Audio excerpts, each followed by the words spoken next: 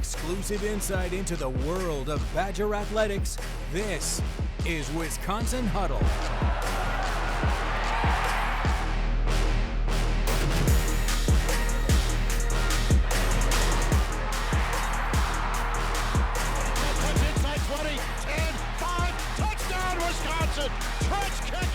Here's Andrew Banstra.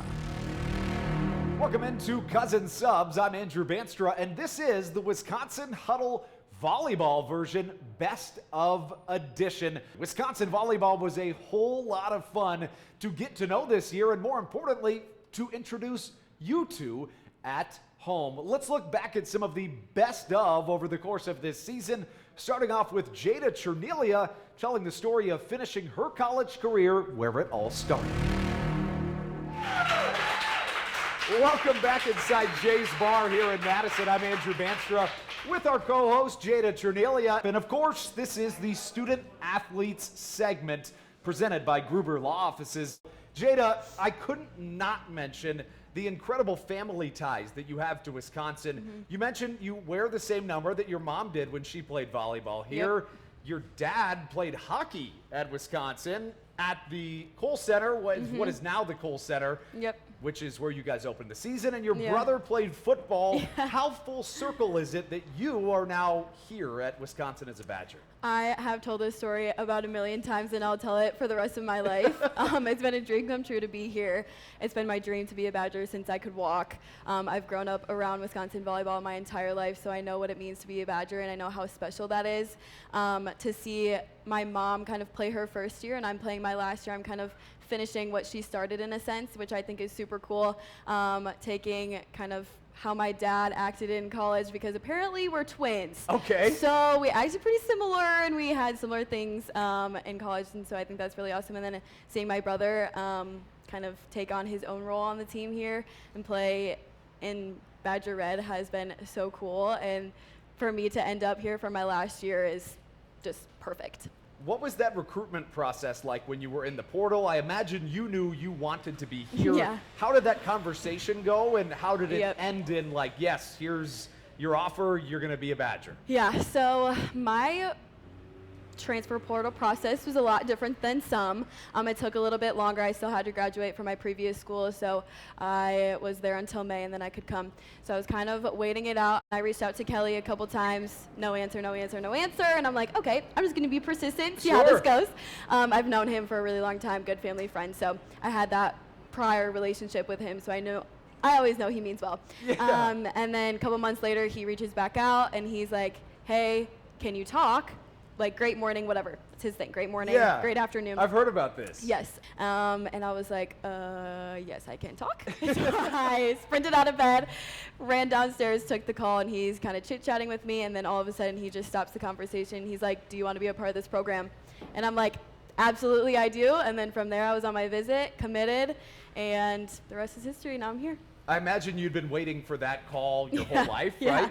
Yeah, for sure. What was it like when you told your family about this? I imagine that it was pretty emotional for them as well. Yeah, I FaceTime my mom first, she didn't answer. FaceTime my dad next, did answer. So then I FaceTimed them both, and then they finally answered. And I screen recorded the call because I knew that it would be a very emotional thing, and I ended up making a video about it later, telling all my friends and family about it. But my dad immediately put on his Letterman jacket, he threw up the W, and it was just a super cool moment. So when you put on the Badger uniform for the first time, what was that like? And tell me a little bit more about that whole situation with your mom and finding her jersey. You mentioned that, but that's really cool. Yeah, putting the jersey on for the first time was a very surreal moment. I remember our red and white scrimmage, that was the first time I ever put it on, and I walked in the field house, and I was just like, in awe the entire day. Just walking out with Badger Red on 13 and Chernelia on my back was super cool. But yeah, the night before my visit, I was like throwing things around trying to figure out where my her jersey was, and I finally found it in like some random blanket basket. I don't know how it ended up there, but it did. And then showing her that next day and surprising her was really special. And what was it like, taking the field or the court at the Kohl Center as well, somewhere where Yeah. your dad had played? Like, Yeah. you've really connected all the dots with your family here, Yep. right? Yeah, no, that was super cool too. I remember the first practice we had there, I think it was a couple days before we played. I walked in and I was just like trying to take everything in because he also worked within athletics while I was growing up, so I would run those halls when I was little. So some of his old coworkers saw me in the hallway and they were like, "You're not this little anymore, like you're like all grown up," and I'm like, "I know, it's crazy." So being in there and sharing that with him was super cool. And on the game day, I wore one of his old hockey jackets. I felt like it was fitting, so it was really awesome. Jada was an absolute gem, but enough reminiscing. We've got much more to look over, such as Mimi Collier, the all Big Ten first teamer, is on next. You won't want to miss this. Next on the Wisconsin Huddle.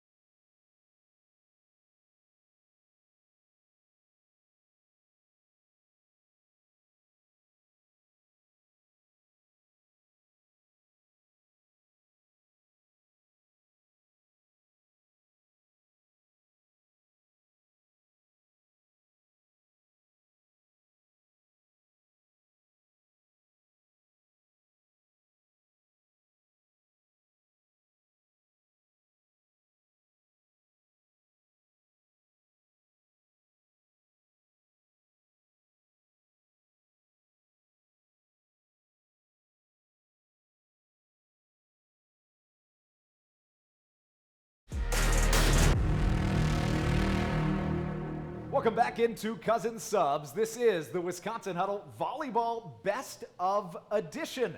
I'm Andrew Banstra, and let's get into Mimi Collier, whose lone season at Wisconsin was downright incredible. But where would you rank it on the Mimi meter, and what even is the Mimi meter? Let's find that out right now. And Mimi, you're having quite the senior year. You ranked top 5 in the NCAA in kills and points per set. Here's a stat for you you may not have known. You tied Dana Retke for a Badger record with 12 straight games with double-digit kills. When you start getting in that kind of territory, that is Badger legends. What's this season been like for you on the court? It's been so fun. There's been so much growing, both on my part, both on the team's part. Like everyone strives to do their best every single day and strives to get better. And I've just never been on a team where everyone just cares so much about that, and there's just such an emphasis put on that. And yeah, the coaches do such a great job at allowing that growth to happen and really encouraging that, so it's been really fun.